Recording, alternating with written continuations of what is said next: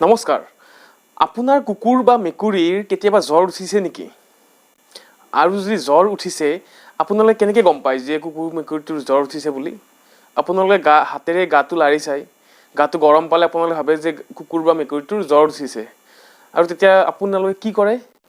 দোকানলৈ যাই পেৰাচিটামল এটা আনি কুকুৰ বা মেকুৰীটোক খুৱাই দিয়ে, হয়নে? আজি মই আপোনালোকক দুটা কথা ক'ম ইয়াতে। প্ৰথম কথাটো হ'ল, কুকুৰ বা মেকুৰীৰ গাটো গৰম হ'লেই জ্বৰ নহয়। আপোনালোকে এটা কাম কৰিব, থাৰ্মোমিটাৰেৰে কুকুৰ বা মেকুৰীৰ জ্বৰটো চাব। যদি জ্বৰটো 102.5 ডিগ্ৰী ফাৰেনহাইটতকৈ বেছি আছে, তেতিয়াহ'লেহে সেই কুকুৰ বা মেকুৰীটোৰ জ্বৰ আছে। যদি 102.5 ফাৰেনহাইটৰ তলত থাকে বা 102.5 ফাৰেনহাইট থাকে, তেতিয়াহ'লে সেই কুকুৰ বা মেকুৰীটোৰ জ্বৰ থকা বুলি আপুনি ক'ব নোৱাৰে। প্ৰথম কথা হ'ল, আপুনি জ্বৰ আছেনে নাই সেই বস্তুটো আপুনি কনফাৰ্ম কৰিব লাগিব। দ্বিতীয় কথাটো হ'ল, আপুনি যে পেৰাচিটামল দোকানৰ পৰা কিনি আনি খুৱাই দিয়ে, আপুনি জানেনে পেৰাচিটামলটো আপোনাৰ কুকুৰ মেকুৰীৰ কাৰণে কিমান টক্সিক বা কিমান বিষাক্ত? এই পেৰাচিটামলটো আপোনাৰ মেকুৰীক যদি আপুনি খুৱাই অলপমানো অভাৰড'জ হৈ যায়, আপোনাৰ মেকুৰীটো 2-3 দিনৰ ভিতৰত মৃত্যুমুখত পৰিব পাৰে। মেকুৰীৰ এটা এনজাইম নাথাকে। যেতিয়া পেৰাচিটামলটো মেকুৰীয়ে খায়, তেতিয়া সেই পেৰাচিটামলটো যায় লিভাৰলৈ। লিভাৰত পেৰাচিটামলটো ভাঙি আমাৰ কিডনীৰে এই পেৰাচিটামলৰ যিখিনি টক্সিক প্ৰডাক্ট আছে সেইখিনি আমাৰ বাহিৰ হৈ গুচি যায়। কিন্তু মেকুৰীত এনজাইম এটা নথকাৰ কাৰণে মেকুৰীয়ে পেৰাচিটামলটো লিভাৰত ভাঙিব নোৱাৰে। আৰু যেতিয়া ভাঙিব নোৱাৰে, সেই পেৰাচিটামলৰ যিখিনি ৰৈ যোৱা বিষাক্ত বস্তু থাকে, সিহঁতে কি কৰে, আপোনাৰ বডিত আৰু বিষাক্ত হৈ যায়।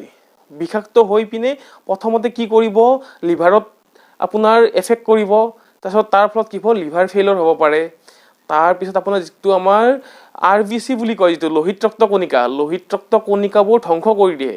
তাৰ ফলত কি হ'ব, আপোনাৰ তেজটো কমি যাব। আৰু তেজটো কমি গ'লে আপোনাৰ মেকুৰীটোৱে উশাহ লোৱাত কষ্ট পাব। আৰু কি হ'ব, সেই উশাহ লোৱাত যেতিয়া কষ্ট হ'ব, লাহে লাহে তাৰ বডিত অক্সিজেনটো কমি থাকিব আৰু মেকুৰীটো মৃত্যুমুখত পৰিব। আৰু কুকুৰৰ ক্ষেত্ৰতো একেই বস্তু। যদি আপোনাৰ কুকুৰটো অভাৰড'জ হৈ যায়, তেতিয়াহ'লে লগে লগে পেৰাচিটামল টক্সিচিটিৰ বা পেৰাচিটামলৰ বিষক্ৰিয়াৰ লগে লগে আপুনি একো চিমটম দেখা নাপায়। কিন্তু আপুনি এদিন বা দুদিন পিছত আপুনি দেখা পাব যে কুকুৰটোৰ আপোনাৰ মুখত বহুত খজুৱতি হৈছে, চকু ফুলি আহিছে।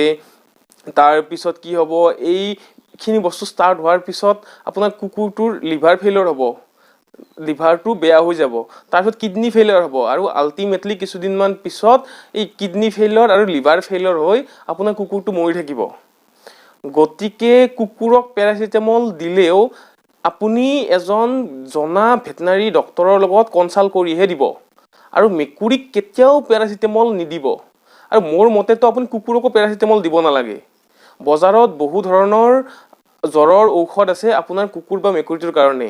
গতিকে আপুনি নিজেই কিবা এটা মেডিচিন আনি খুৱাই দি আপোনাৰ কুকুৰ বা মেকুৰীটোৰ জীৱনলৈ সংশয় মাতি নানিব।